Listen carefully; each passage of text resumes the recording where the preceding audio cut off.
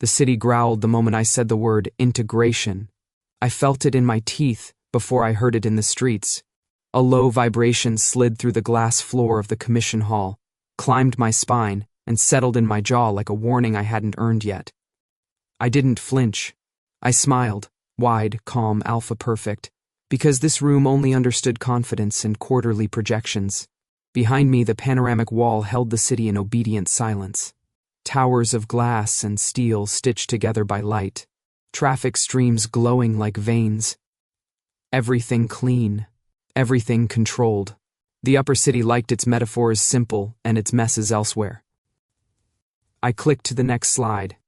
The integration zone, I said, voice steady, creates shared routes between sectors, mixed packs, open movement, access to resources without segregation. The commission nodded in unison. Too smooth. A synchronized blink. I smelled approval. Polished citrus, filtered air, the faint metal note of people who hadn't touched a street without permission in years. One of them smiled at me the way you smile at a well-trained animal. I ignored the tightening in my jaw. This isn't about erasing instincts, I continued. It's about giving them room to coexist. We've spent decades cutting the city into clean halves, upper and lower, approved and forgotten. Integration offers healing. The lights above hummed. The vibration deepened. My skin prickled, as if the city had leaned closer. I swallowed and pushed on. I'd practiced this presentation until the words came out smooth enough to hide the truth. I wanted this. Not the applause. The repair. I wanted to fix something that had been broken before I learned how to listen. Stability projections show a 38% increase within the first year, I said, clicking to the final slide. Lower incident rates, higher compliance, a city that works as one system. There it was again. That growl. Deeper now. Like thunder behind glass. My canines ached. Applause broke out. Polite, measured, bloodless. The kind of sound that never reached the bones. Chairwoman Hargreave rose from her seat, her smile thin and immaculate, her eyes calculating. "Visionary work, Mr. Carter," she said. "Brave." Brave was never a compliment in this city. "Thank you," I said, stepping back. My pulse ran too fast. An alpha should feel triumph here. Relief, at least. I felt like I'd stepped on a tail and was waiting for the turn. The lights dimmed. People stood. Conversations bloomed like harmless flowers. I breathed through my nose, counting heartbeats, forcing my instincts down where they wouldn't embarrass me. Then the city screamed. Not up here. Not in glass and light. Below. Every screen in the hall flickered at once. Red bled into static. Then, live feed. Lower sector. Route D-13. A mixed pack, 6, maybe 7, locked in a fight so sudden it looked staged. No warning growls. No territorial signals. Just violence snapping into place. Claws tore. Teeth flashed. Blood splashed against concrete already dark with old stories. Gasps rippled through the hall. "That's impossible," someone said. They were cleared, tempered, another added. As if that explained anything. My jaw locked. The vibration in my teeth sharpened, a needle of sound I couldn't shake. "That route went live this morning," I said quietly. Silence fell like a blade. I felt the weight of their attention before I saw it. Hargreave's smile never faltered, but her eyes slid away from me, already arranging narratives. Security cut the feed. Too late. The image burned behind my eyes, the frantic wrong way the packs moved, like puppets yanked by a hand they couldn't see. The city growled again. Satisfied. "This will be investigated," Hargreave said smoothly. "We'll review protocols." No one looked at me when they agreed. I left before comfort or blame could find me. The elevator ride down took longer than physics should allow. Each level thickened the air, roughened the scent. The city stopped pretending somewhere between 50 and 40, the hum changing pitch until it felt like a pulse. When the doors opened, light shifted from white to neon. Sound flooded in, voices, engines, music bleeding through walls. The lower city breathed. Hot, crowded, alive, and angry. I rolled my shoulders, trying to shake the unease. I'd trusted my instincts my whole life. Built a career on being the alpha who listened without snarling, who could translate gut feel into policy. Right now, my instincts were pacing in tight circles, hackles raised. You did this, the city seemed to say. I clenched my jaw and headed toward Route D-13. Sirens cut the air ahead, sharp as teeth. The vibration followed me, underfoot, in my bones, as if the city itself were keeping pace. Idealism was easy in glass rooms. Down here, the city bit back. Route D-13 smelled like blood and metal. Not fresh blood. Worse. The kind that had already soaked into concrete and learned the shape of the cracks. Neon signs buzzed overhead, flickering in tired rhythms, and the noise hit me all at once. Sirens fading, voices arguing, engines coughing like old lungs. The city breathed here. Heavy, hot, unfiltered. And it did not like me. I felt it the second my boots touched the street. Pressure underfoot, a subtle resistance, like walking against a current. My skin tightened, irritation crawling along my arms. The vibration in my teeth returned, sharper now, less warning and more accusation. People stared, not openly. No one in the lower city wasted energy like that. But I caught the edges of it. Shoulders turning, sense shifting, fear, anger, exhaustion braided together. A mixed pack huddled near the barricades, some sitting, some pacing, all too quiet. This was my integration zone. I swallowed and forced myself forward. The aftermath spread out in ugly fragments. Broken lights, scrapes gouged into concrete, dark stains half-washed by emergency crews, who knew better than to try too hard. A pair of gloves lay abandoned near a drainage grate, fingers stiff with drying blood. I crouched, touching the ground. The city flinched. I pulled my hand back, jaw tightening. Fine, I muttered. Message received. Don't touch that. The voice was sharp. Female. Unimpressed. I looked up. She was kneeling beside a man with a split brow, stitching him up with fast, practiced movements. Dark hair pulled back in a messy knot, sleeves rolled to the elbows, hands steady despite the chaos around her. She didn't look at me as she spoke again. You upper city types always think the ground owes you answers. I stopped, started over. I'm Alex Carter. That got her attention. She finally looked up, eyes cool and assessing, like she was deciding where to cut first. I know who you are, she said. Unfortunately, Rhea Vale. I recognized her from the briefings. Lower city medic, refusal rate legendary, paperwork non-existent. An Omega, unmarked, who somehow ran 3 med stations without permission or funding. The kind of person the commission called a problem. She went back to her patient. Hold still, she said to him. If you bleed on me, I'll charge extra. He winced. Worth it. I straightened slowly. How bad is it? She snorted. Define it. The fight. The city? She tied off the stitch and finally stood, wiping her hands on a cloth that had once been white. Bad enough. Worse, because it made no sense. No territorial signals, I said. No build-up. Her eyes flicked to me again. Sharp. You noticed. I designed the route, I said. I know how packs move. That's your first mistake, she replied. Thinking design equals understanding. I felt irritation flare, hot and immediate. I tamped it down. The route was cleared, tempered packs. This shouldn't have happened. Rhea laughed once, short, humorless. You people love that word. Shouldn't. As if the city cares. It's not. Don't, she cut in. Don't give me the presentation version. I watched a beta tear into his own packmate like he didn't recognize her. I watched an alpha freeze like his instincts had been unplugged. So whatever you turned on this morning, she stepped closer. It didn't heal anything. The city surged beneath my feet. A low, hostile thrum. I shifted my stance, grounding myself. Integration isn't about control. Marcus Hale coughed from the shadows. He leaned against a support pillar, one arm wrapped tight around his ribs, posture caved in on itself. Once, He'd been a name people lowered their voices around. Now he looked like a warning carved into flesh. "That's what they said last time," he rasped. I turned toward him. "Marcus, Alex," he replied. A crooked smile tugged at his mouth. "Still trying to save us from ourselves?" Rhea shot him a look. "Don't start." He shrugged, then hissed in pain. "Just saying. Projects come down here to die." I clenched my fists. This wasn't supposed to hurt. Rhea finished for me. "Congratulations." It did. A siren wailed closer.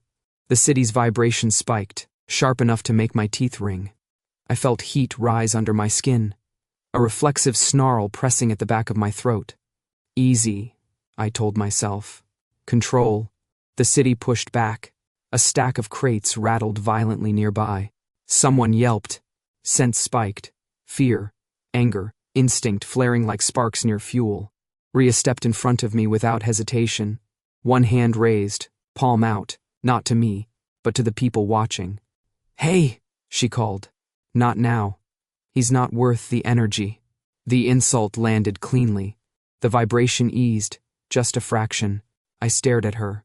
"You didn't have to do that." "Yes, I did," she said flatly. "Because you walked in here like the ground wouldn't notice." Her gaze softened, not kindly but honestly.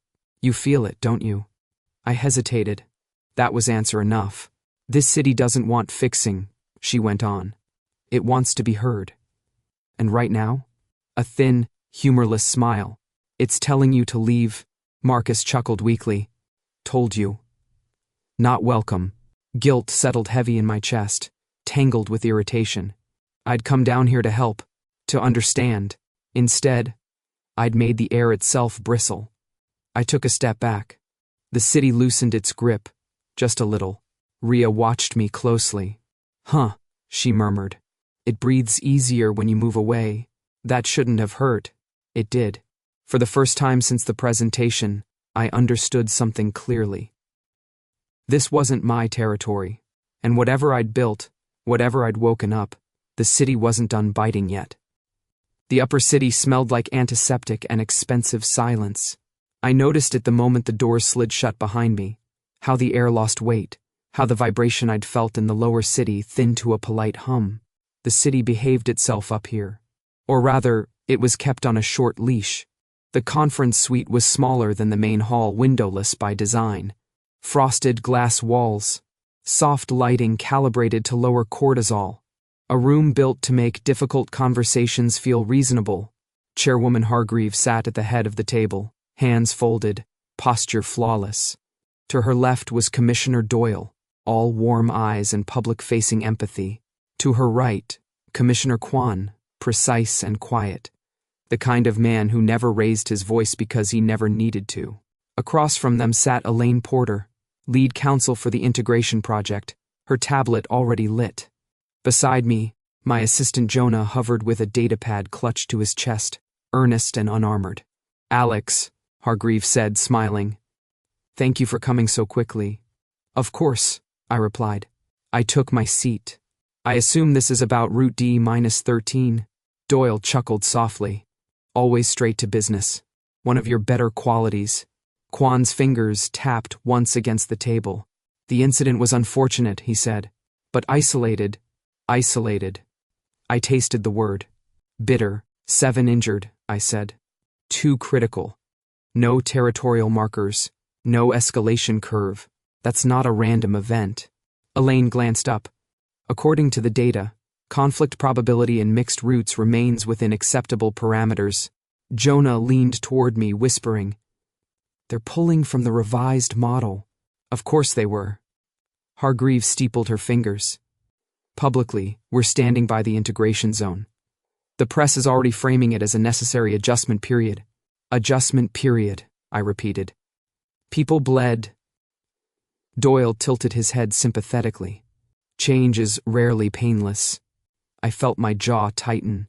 The faint itch under my skin returned, a ghost of the lower city's resistance. I pressed my tongue to the roof of my mouth, grounding myself. "The model you're using," I said carefully, "filters out lower sector stress indicators. Elaine's smile was tight. Those indicators are notoriously unreliable. Because we refuse to listen to them, I shot back. A beat of silence. Then Quan spoke, calm as ever. Alex, you designed integration to absorb pressure. The city is reacting exactly as expected. Exactly. The word landed heavy. I looked at him. Really looked. You anticipated this. Hargreaves' smile didn't change. We anticipated resistance. You anticipated violence. Doyle spread his hands. Let's not be dramatic. Jonah shifted uncomfortably. Sir, the revised projections still show long-term gains. 38% stability. Based on sanitized inputs, I snapped, then softened my tone. Jonah, look at me. He did. Loyal. Trusting. This isn't a data hiccup, I said. It's a trigger. Elaine's stylus paused mid-air. Hargreave leaned back slightly. That's a strong word. It's the right one, I replied. You turned on the roots, knowing the lower city would react. You needed proof of volatility. Doyle exhaled, as if disappointed. We needed leverage. There it was. My pulse spiked, heat flaring behind my eyes. The city's distant hum pressed at the edges of my awareness, like it was listening even here. Leverage for what? I asked. For oversight, Quan said. For compliance. For funding. For control, I said flatly. Hargreaves' gaze sharpened, just a fraction. Careful, Alex. A flicker of humor rose in my chest. Dry, angry, sharp enough to cut. Right. I forgot. We don't use that word up here. Elaine cleared her throat. Responsibility for the incident will be attributed to insufficient on-site adaptation. I stared at her. You're making me the failure point. Project leadership carries accountability, she replied smoothly. Jonah looked between us, confused. But the activation schedule was approved. Enough, Hargreaves said gently. The room settled. Designed to do that. I leaned back in my chair, folding my hands to keep them from shaking. Rage coiled tight in my chest, every instinct screaming to bare teeth, to mark territory, to refuse. I swallowed it down. You're asking me to lie, I said. To the city. To the people hurt by this. Doyle smiled sadly. We're asking you to stay the course. Quan's eyes met mine. Integration needs a face, Alex. A calm one. I understood then, not just intellectually, but viscerally. The violence hadn't been a failure. It had been a demonstration. The city growled, faint but unmistakable, under the antiseptic air. Hargreave rose, signaling the meeting's end. We'll release a statement within the hour. We trust you'll support it. She paused beside me. You wanted to heal the city, she said softly. Don't let a little blood scare you away from progress. I smiled back, every muscle in my face controlled. Of course. Jonah followed me out, still talking about projections and optics. I listened with half an ear, my thoughts already elsewhere, down in concrete and neon, where the city breathed without permission. The doors closed behind us. The upper city returned to its expensive silence, and for the first time I knew exactly how sharp that smile could be. The medpoint smelled like antiseptic, burned wiring, and old coffee. It wasn't a real clinic, just a repurposed transit hub with privacy curtains that didn't quite close and lights that hummed like they were holding grudges. Someone had painted a crooked "Stay Still" sign on the wall in red, the letters bleeding at the edges. The city's handwriting. I paused at the entrance, letting my breathing slow. No entourage, no credentials flashing on my wrist. Just me. The city noticed. The vibration underfoot flared, then settled into a wary thrum, like an animal deciding whether to bolt or bite. Rhea looked up from a gurney the moment I stepped inside. Her expression didn't change, no surprise, no welcome, but her shoulders shifted, minutely. Defensive. Ready. You lost? She asked. Upper city tours don't stop here. I came back, I said. She snorted. Brave. I deserved that. I came back to listen, I added, quieter. That earned me a look. Not soft. Not kind. Curious in the way a knife might be curious about skin. She finished taping a man's ribs and sent him off with a sharp no lifting. If you die, haunt someone else. Then she turned to me fully, crossing her arms. Listening's expensive, she said. What are you paying with? I hesitated. Time. Attention. Whatever you think I owe. Her mouth twitched, despite herself. Bold strategy. A woman on the nearest cot groaned, clutching her shoulder. Ria moved instantly, kneeling, her hands gentle even as her voice stayed sharp. Easy. Breathe. City's still mad, not you. The words weren't for the patient alone. The vibration in the room eased, just a notch. I felt it in my chest, like pressure releasing. I frowned. You talk to it. Ria didn't look at me. It talks first. I stepped closer, careful, keeping my movements slow. The city watched. So did everyone else. Two betas arguing quietly, a young alpha with bandaged hands staring at the floor like he'd been personally betrayed by it. This place shouldn't work, I said. By our standards. She shot me a glance. Your standards assume people are problems to be managed. Not mine. She laughed, short and sharp. You're all the same. Good alphas, with clean hands and noble intentions. I felt the jab land. You don't know me.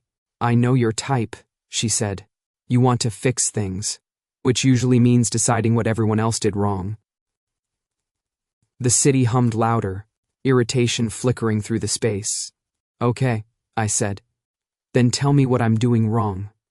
Right now. She straightened, studying me openly now. The air between us tightened, not hostile, charged. I was acutely aware of my body, the set of my shoulders, the way my instincts leaned forward without permission. Right now? She said. You're standing too tall. I blinked. Excuse me? Drop your shoulders, she said. You're broadcasting authority. Makes people itchy. I exhaled, then consciously relaxed, letting my posture soften. The city responded immediately, the vibration smoothing out like a breath released. Her eyebrows lifted. Huh, that helped, I said. Don't get excited, she replied. You're still an ass. I smiled despite myself. Fair. We worked side by side after that, without quite agreeing to it. I handed her supplies. She corrected my grip. We traded barbs and glances, circling something neither of us named. So, she said at one point, stitching a deep cut with ruthless precision. You here to play hero? I don't think heroes are helpful, I said. Good answer. I think listening is... She paused, needle hovering. Careful. You'll make me suspicious. A man on the far cot laughed weakly. City likes him, he said. Ria rolled her eyes. City likes anyone who doesn't shout. I felt heat creep up my neck. The commission expects me to shout. That tracks. We shared a look. Sharp. Knowing. The chemistry was undeniable, a pull I resisted on principle and failed at on instinct. It wasn't romantic. Not yet. It was something more dangerous. Recognition. You trust the city more than people, I said. She tied off the stitch. The city lies less. That hasn't been my experience. That's because you only hear it when it's screaming. The vibration dipped again, low and steady. The room felt calmer. People noticed. Someone sighed. Someone else unclenched their jaw. Ria noticed too. Her gaze flicked between me and the walls, the floor, the flickering lights. Well, she muttered. That's new. What is the city easing up? She said. It doesn't usually do that. Maybe it's tired, I offered. She snorted. You don't know this place. No, I admitted. But I want to. She studied me for a long moment, weighing something. Then she shook her head. Don't mistake this for trust, she said. I don't believe in heroes. Especially not alphas with good intentions. Good, I replied. I'm terrible at being heroic. That earned me a real smile. Quick. Gone just as fast. Outside, the city breathed. Still tense, still wounded, but quieter. Like it was listening too. And for the first time since the growl in the glass hall, I felt a flicker of something unexpected. Not control. Possibility. Night changed the lower city. It didn't get quieter, nothing ever did, but the noise rearranged itself. Music bled through open windows. Laughter cracked and faded. Engines idled like restless animals. Neon reflected off wet pavement, stretching the light until it looked soft enough to touch. I walked without a destination, hands in my pockets, breathing slow. No badge, no escort, just my body moving through a place that had never asked my permission. The city noticed. The vibration was different at night. Lower, closer to the skin. It pulsed under my boots, not hostile now, just present, like a heartbeat you only heard when you lay very still. I let my shoulders drop. The instinct to contain myself was old. Years of training, of being praised for control, for being the alpha who never snapped, never raised his voice, never let the animal show. I'd built a career on it. It took effort not to do that now. The first time I loosened my grip, fear spiked sharp and immediate. My pulse jumped. Heat flared along my spine, a reflexive readiness that wanted to bare teeth, to mark, to claim. Easy, I told myself.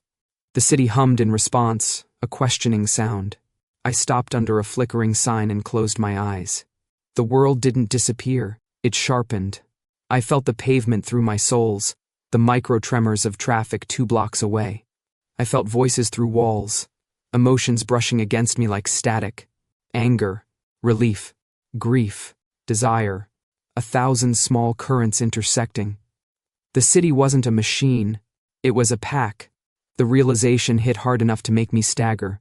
A memory surfaced, old, half-forgotten, standing in a circle as a child, elders watching as I learned when to step forward and when to yield. Leadership wasn't dominance, it was timing, awareness, the ability to hold space without crushing it. Somewhere along the way, the upper city had rewritten that lesson. I opened my eyes. The vibration shifted, deepening, aligning, not fighting me, matching me. Oh, I breathed. Fear flared again, because if I let go completely, I didn't know who I'd be. Control had been my armor. Without it, there was just instinct. And instinct could hurt people, or it could listen. I took another step, then another. The city responded, the hum smoothing into a rhythm I could follow. Not a command, an invitation. I moved with it. A group of teenagers clustered on a stoop fell quiet as I passed. One of them looked up, eyes wide, then relaxed, shoulders dropping. The tension in the air eased, subtle but real. I hadn't done anything. I'd stopped pushing. The insight was dizzying. I wasn't meant to lead this city the way the commission led, above it, against it. I wasn't meant to be a hero or a fix. I was a bridge, a relay point, a translator. The thought terrified me, because bridges got walked on. They took the weight. They didn't get statues. My jaw tightened automatically, instinct reaching for familiar restraint. The city's rhythm faltered, the vibrations spiking in discomfort. Right, I muttered. Not that. I forced myself to breathe, to let the tension drain instead of locking it away. The fear didn't vanish, but it softened, reshaping into something I could carry. The city settled again. I laughed under my breath, the sound half hysterical. You're impossible. A breeze cut through the street, cool against my skin. It felt like approval. I thought of Rhea, her sharp eyes, her unflinching honesty, the way the room had calmed when we stood side by side. She hadn't tried to control the city. She respected it, worked with it, let it speak through her hands. She was part of the pack. So were the people here, the ones the commission labeled volatile, unpredictable, broken. They weren't broken. They were unheard. I reached the edge of Route D-13 without realizing it. The concrete still bore the scars of the earlier fight, but the air felt different now. Less brittle, less ready to snap. I crouched and placed my hand on the ground again. This time, the city didn't flinch. The vibration rose to meet my palm, warm and steady. A pulse, a recognition. My throat tightened. I hear you, I said quietly. The city breathed. Images flickered behind my eyes. Not visions, not quite. Impressions. Roots clogged with stress. Boundaries drawn too tight. Pressure building where no one released it. The violence hadn't been random. It had been a cry. I pulled my hand back slowly, heart racing. The fear was still there, of what this meant, of what I'd have to give up, but it was threaded now with something lighter. Relief. For the first time, I wasn't fighting my instincts or the city's. I wasn't trying to be the alpha everyone wanted. I was the alpha who listened. And in the quiet that followed, with neon humming and the city's rhythm under my skin, I knew one thing with absolute clarity. If I went back to the commission unchanged, this place would tear itself apart. And if I didn't, they would try to tear me apart instead. The thought should have frightened me more. Instead, I felt strangely free. Chaos in the upper city was quiet. That was how you knew it was real. No sirens, no crowds, just corridors moving too fast, voices lowered too much, security protocols blinking from amber to red without explanation, the kind of panic that wore tailored suits and called itself procedure. I walked straight into it. Jonah nearly ran into me outside the commission wing, his tablet clutched like a life vest. His scent was sharp with anxiety. "They're rewriting the timeline," he blurted. "Sir, Alex, they've already prepped the statement." "Of course they have," I said. My voice sounded steadier than I felt. "What am I in this version?" Jonah swallowed. Overzealous, pushed activation too fast, ignored advisory flags. I nodded. "And the city?" He hesitated. Volatile. In need of stricter oversight. There it was, the spine of the lie. "Send me the raw activation logs," I said. I can't," he whispered. "They locked me out." I leaned closer, lowering my voice. "Jonah, you trust me?" His answer was immediate. "Yes." "Then break the lock." His eyes widened. "That's career-ending," I finished. "I know." A beat. Then he nodded once, jaw set, and turned away without another word. I didn't wait. The commission chamber was already half full when I entered. Hargreave stood at the center, immaculate as ever, flanked by Doyle and Kwan. Screens behind them pulsed with carefully edited footage, charts, maps, blurred images of the lower city framed as threat. "Alex," Hargreave said warmly, "we were just about to begin." "Perfect timing," I replied. "I hate missing my own execution." A few uneasy laughs rippled through the room. Doyle winced. "Let's keep this professional," Hargreave said. "Then stop lying," I said, and tapped my wrist. The room stilled.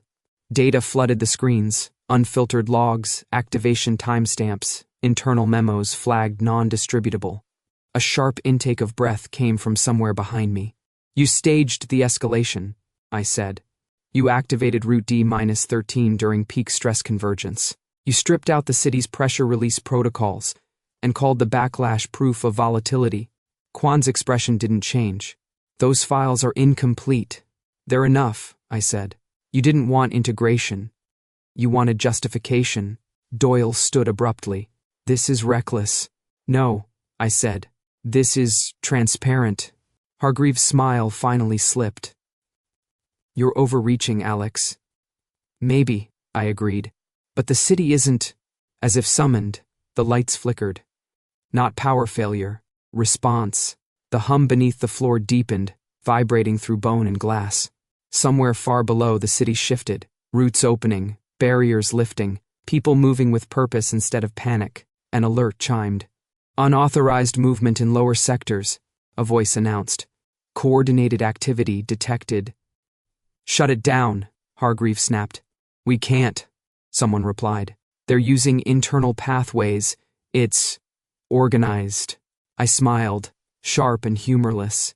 Funny what happens when people are allowed to listen to each other. Hargreave rounded on me.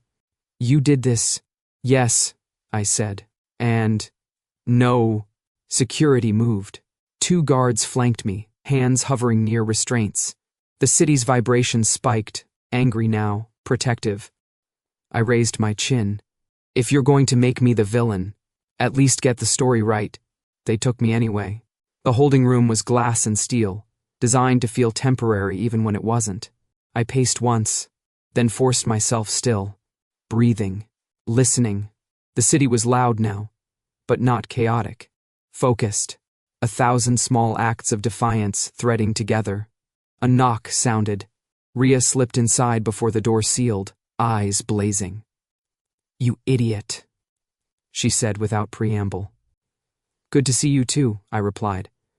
"They're mobilizing," she said, "but not like before. Packs are coordinating, med points are clear, routes are flowing." "I know," I said. "The city told me." She stared. "You're serious." "I always am when I shouldn't be." She laughed once, breathless. "You realize they're blaming you for everything." I noticed. She stepped closer, lowering her voice. I rerouted emergency channels, shared the unedited logs with community leads. My chest tightened. "That puts a target on you." She shrugged. "Already had one." The city's hum softened around us, like approval. "They won't stop," she said. "Even if this works, they'll try to crush it." "I know," I said. "That's why I need you to keep doing what you do." She tilted her head. "And what's that?" "Listening. Organizing. Treating people like people." Her smile was fierce. "You don't get to order me around. Wouldn't dream of it." The door slid open again. Hargreaves stood there, flanked by guards, her composure back in place. "Mr. Carter," she said, "you're being relieved of project authority, effective immediately."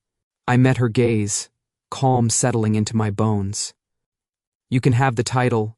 Her eyes flicked, just once, to the monitors lighting up with lower city feeds. People moving together, not in fear, but in intent. "But the city's already decided," I continued. "You just haven't caught up." For a moment, something like fear crossed her face.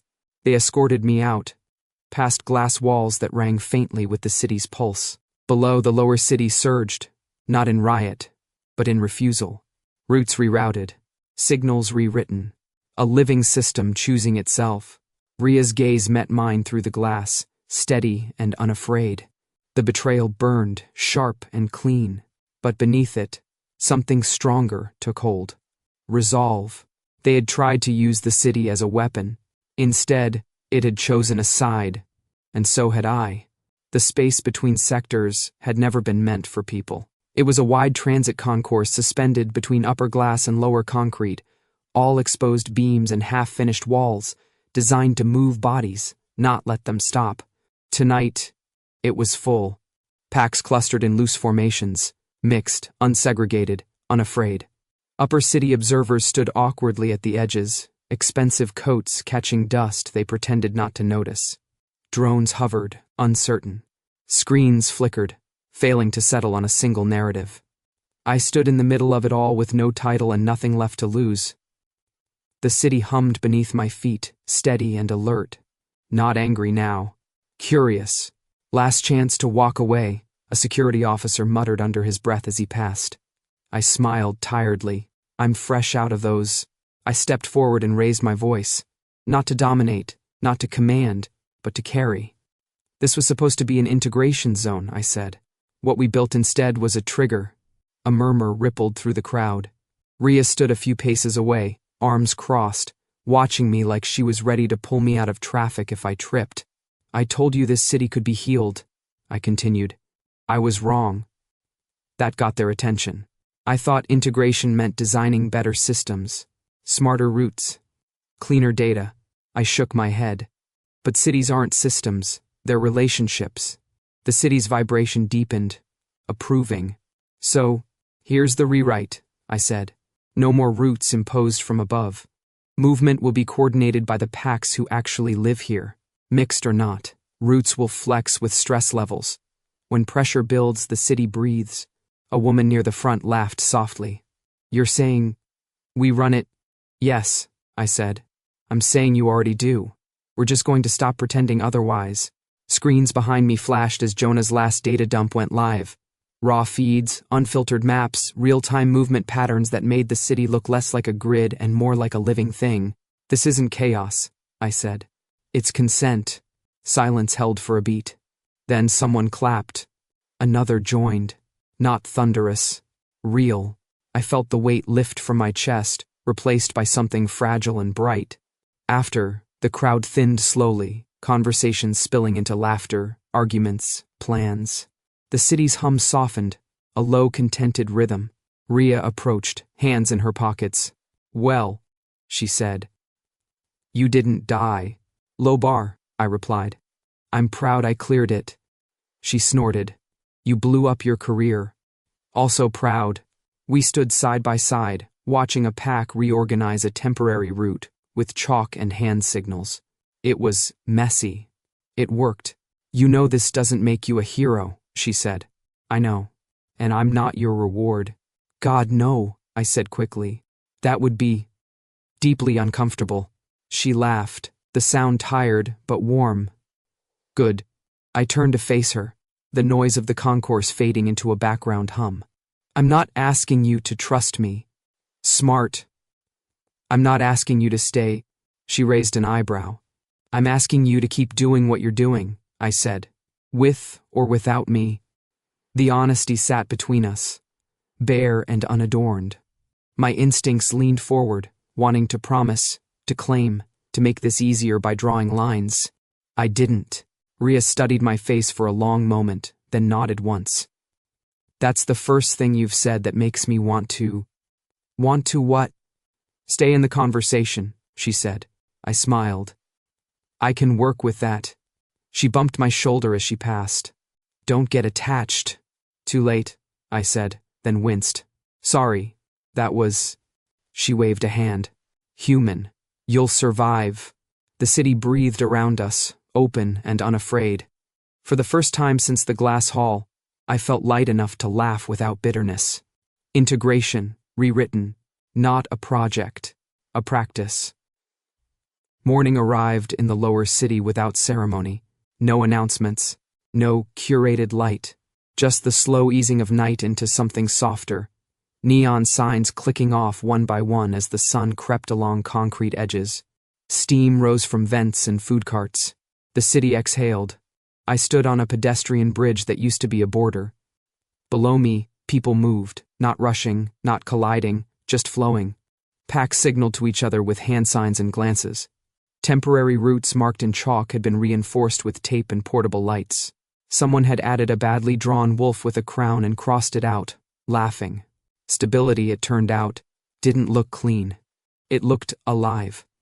My comm pinged with a muted alert. I didn't need to read it to know what it said. The commission was in damage control mode. Statements delayed, authority diluted, oversight reconsidered. Influence didn't vanish overnight, but it leaked. Quietly, permanently. I let the message sit unanswered. The city's hum was different now. No sharp edges, no pressure spikes, just a steady rhythm underfoot, like a pulse you could trust. When I shifted my weight, it shifted back, not pushing, not yielding, meeting me where I was. A voice beside me said, "You look weirdly peaceful." Rhea leaned against the railing, a cup of something hot in her hands. She wore the same jacket as last night, hair still pulled back, eyes sharp but rested. "I feel weirdly peaceful," I admitted. She held out the cup. "Don't get used to it." I took it, wincing at the bitterness. "What is this?" "Medicine," she said. "For hubris, ah." My favorite flavor. We watched the city for a while in companionable silence. Somewhere below, an argument broke out over route placement and resolved itself without escalation. The city's rhythm didn't spike. "People are listening," I said. "They always were," Rhea replied. "You just stopped drowning them out." I smiled. "You make it sound simple." "It's not," she said. "It's just honest." I turned to her. "You didn't have to stay." "I know." The choice sat between us. Unspoken but solid. No claims. No promises. Just presence. "I'm not going back up there," I said finally. She tilted her head. "To the glass?" "To being convenient," I said. "To being the kind of alpha they can put on a slide." Her mouth curved. "Good. You were bad at it." I had a great smile. "You had a useful smile," she corrected. "There's a difference." A breeze moved through the bridge, carrying the smell of bread and engine oil, and something green trying to grow where it shouldn't. The city breathed in, breathed out. I don't know what comes next, I said. Ria shrugged. Neither does the city. That's kind of the point. Below us, a group of kids chalked arrows on the pavement, arguing loudly and laughing harder. A pack leader stopped to watch them, then redirected foot traffic around their mess without complaint. I felt the weight of the last few days settle into my bones. Not heavy, not sharp. Earned. Integration isn't mixing, I said quietly. Ria glanced at me. No? It's consent, she smiled. Not quick this time. Not guarded. Now that, she said, I can believe in. We stood there as the morning unfolded, the city moving around us with a confidence it hadn't had before. I wasn't its hero. I wasn't its architect. I was part of it. And for the first time in a long while, the city and I breathed easy.